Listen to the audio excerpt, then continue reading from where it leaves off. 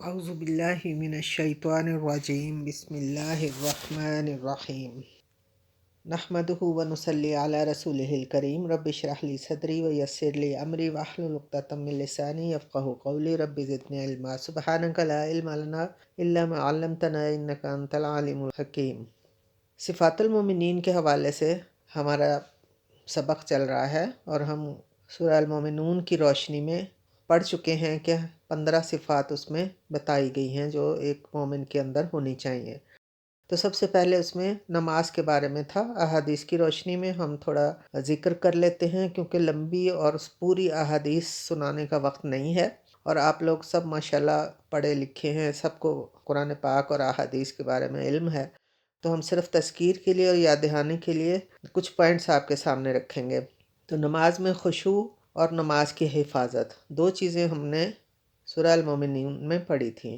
تو سب سے پہلے ایک حدیث ہے جس کا مفہوم یہ ہے کہ سب سے پہلے نمازوں سے خشوع اٹھ جائے گا، جو کہ نماز کی جان اور واجب ہے، یعنی اس کے بغیر نماز مکمل نہیں ہوتی۔ اور خشوع کا اصل مقام دل ہے، جیسے تقویٰ ہاہنا کہہ کے نبی صلی اللہ علیہ وسلم نے فرمایا کہ تقویٰ دل کے اندر ہے، تو خشوع بھی دل کے ساتھ تعلق رکھتا ہے۔ عاجزی اور اپنے آپ کو اللہ کے سامنے بالکل تسلیم کر لینا اور پیش کر دینا، یہ دل کا خشوع ہے۔ اور نماز کے بارے میں یہ یاد رکھنا چاہیے کہ نماز کی کوالٹی کے حساب سے ہی اجر کی کوالٹی ہوگی۔ تو اگر نماز میں کمی ہوگی تو نماز کے ثواب میں بھی کمی ہوگی۔ تو اللہ تعالیٰ نے قرآن پاک میں بھی ایک جگہ فرمایا کہ نماز ان کے لیے مشکل اور بھاری ہے جو خشوع اختیار نہیں کرتے، یعنی یہ بتایا گیا ہے کہ نماز ان کے لیے بھاری اور مشکل نہیں ہے جو خشوع اختیار کرتے ہیں، یعنی جن کے دل میں عاجزی ہوتی ہے اور جن کے دل میں اللہ تعالیٰ کا تقویٰ ہوتا ہے۔ اور نماز میں خشوع اختیار نہ کرنے والوں کی نماز ان کے منہ پہ مار دی جائے گی۔ تو یہ کیا چیز ہمیں سمجھ آئی ہے کہ خشوع نماز کے فرائض میں شامل ہے۔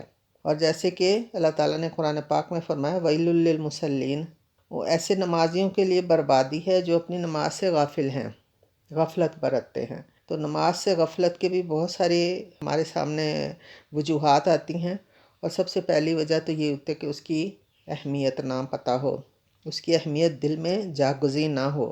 مسند احمد اور طبرانی کی ایک حدیث کے مطابق یہ ہے کہ بندہ نماز کی بھی چوری کرتا ہے۔ تو نماز کی چوری کیا ہے کہ رکوع اور سجود، ارکان، قیام و قعود اور لفظوں اور ذکر کی ادائیگی مکمل اور سکون سے نہ ہو، جلدی جلدی سجدہ کرنا، کھڑے ہو جانا، کلمات کو صحیح ادا نہ کرنا، یہ سب ایک حدیث کے مطابق نماز کی چوری ہے۔ اور ایک اور جگہ ترمذی کی ایک حدیث ہے جس کا نمبر 2391 ہے، اس کا مفہوم یہ ہے کہ روز قیامت وہ لوگ جن کا دل نماز میں اٹکا رہتا ہے عرش کے سائے تلے ہوں گے۔ یعنی نماز میں اٹکا رہتا ہے کیسے؟ جیسے ہم کہیں بھی جائیں، کوئی ہمارے دل میں کوئی چیز راسخ ہو گئی ہے تو اس دل اسی میں اٹکا رہتا ہے۔ مثال کے طور پہ خواتین کی جو خواہشات ہوتی ہیں، کہیں کسی کے گھر میں کوئی اچھی چیز دیکھ لی، کسی کا کپڑا اچھا دیکھ لیا، دکان پہ کوئی ایسا کپڑا دیکھ لیا، کوئی چیز جو بھی پسند کیا وہ دیکھ لی، تو گھر آ کے بھی ہم کہتے ہیں میرا دل تو اس میں ہی اٹکا ہوا ہے۔ تو جس کا دل نماز میں اٹکا رہتا ہے کہ ایک نماز کے بعد وہ دوسری نماز کا انتظار کرتا ہے، تو اس کے بارے میں نبی صلی اللہ علیہ وسلم نے فرمایا کہ وہ قیامت کے دن عرش الہی کے نیچے ہوگا۔ اور صحیح بخاری کی ایک حدیث ہے کہ ایک آدمی مسجد نبوی میں آیا، اس کا مفہوم بتا رہی ہوں کہ اس نے نماز ادا کی، اس کے بعد وہ نبی صلی اللہ علیہ وسلم کے پاس سلام کے لیے آیا، تو آپ نے کہا دوبارہ نماز ادا کرو۔ اس کو دوبارہ نماز ادا کرنے کے بعد بھی جب وہ نبی صلی اللہ علیہ وسلم کے پاس آیا تو اللہ کے نبی نے پھر فرمایا کہ دوبارہ نماز ادا کرو۔ 3 بار ان کو نماز ادا کرائی، لیکن نبی صلی اللہ علیہ وسلم نے فرمایا کہ تمہاری نماز قابل قبول نہیں ہے۔ تو صحابی نے نبی صلی اللہ علیہ وسلم سے پوچھا کہ اللہ کے رسول مجھے صحیح نماز ادا کرنی سکھا دیجئے۔ تو آپ نے ان کو بتایا کہ تم نماز کا ہر رکن اس طرح پورا کرو کہ جسم کے ہر حصے کا جوڑ واپس اس جگہ پہ پہنچ جائے، یعنی قیام بالکل اس طرح ہو کہ ہر جسم کا ہر حصہ قیام کی حالت میں سکون سے ہو۔ پھر رکوع کے لیے جتنا رکوع میں جھکنا چاہیے اتنا پورا جسم آرام اور سکون سے اس حالت میں آ جائے۔ پھر رکوع سے اٹھو تو بالکل قیام کی حالت میں پورے سیدھے کھڑے ہو جاؤ، اسی طرح پھر سجدہ 7 جسم کے 7 حصوں پہ ہے، اس طرح مکمل سکون سے ایک سجدہ ادا کرو۔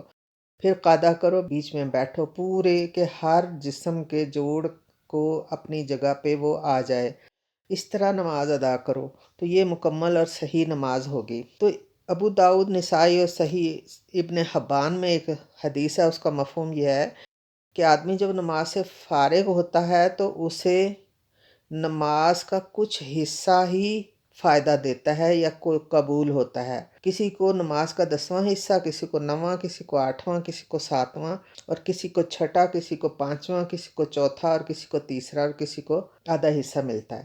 تو یہ جتنا حصہ، ایک اور حدیث میں ہے، اس کا مفہوم یہ ہے کہ جب بندہ اللہ کی طرف متوجہ ہوتا ہے تو اللہ بھی اس کی طرف متوجہ ہوتا ہے، یعنی نماز میں جب وہ اللہ کی طرف متوجہ ہوتا ہے تو اللہ بھی اس کی طرف متوجہ ہوتا ہے، اور نمازی کا وہی حصہ قابل قبول ہے جو اس نے سمجھ بوجھ کے پڑھی۔ یعنی یہ جو ابھی حصہ بتایا گیا کہ اتنا حصہ اس کو قابل قبول ہوگا، یعنی نماز کے جتنے حصے میں اس نے اللہ سے گفتگو میں اللہ کی طرف متوجہ ہو کے نماز ادا کی، وہ اتنا ہی حصہ قبول کیا جائے گا۔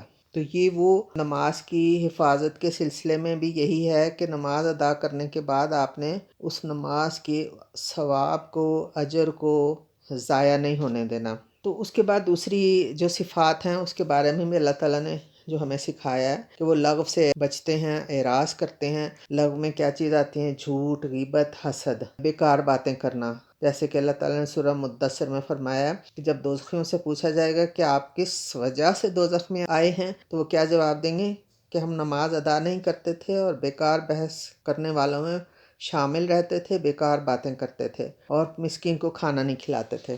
اسی طرح صفات المومنین کے حوالے سے یہ ہے کہ منافق کی جو خصلتیں ہیں وہ یہ کہ جب وہ امانت رکھی جائے تو خیانت کرتا ہے، بات کرے تو جھوٹ بولتا ہے، عہد کی پابندی نہیں کرتا، جب کسی سے وعدہ کرتا ہے تو پورا نہیں کرتا، اور جب جھگڑا ہو تو گالم گلوچ کرتا ہے۔ یہ گالم گلوچ اعراض میں آ گیا، زبان کی حفاظت میں آ گیا، جھوٹ زبان کی حفاظت میں آ گیا۔ تو ان چیزوں پہ مومن کو خیال رکھنا چاہیے کہ وہ ایسی منافقانہ طرز عمل سے باز رہے۔ تو انشاءاللہ اگلے حصے میں ہم بات کریں گے کہ ایک داعی کی صفات کیا ہونی چاہیے۔ یہ تو ایک مومن کی صفات ہیں۔ داعی ویسے تو ہر کلمہ گو داعی ہے، لیکن جو اپنے آپ کو داعی کے طور پہ پیش کرتا ہے اور وعدہ کرتا ہے اللہ تعالیٰ سے کہ میں تیرے دین کا داعی ہوں، اس کے اندر کچھ خاص خوبیاں ہونی چاہیے۔ انشاءاللہ اگلے حصے میں ہم اس پہ بات کرتے ہیں۔ السلام علیکم ورحمۃ اللہ وبرکاتہ۔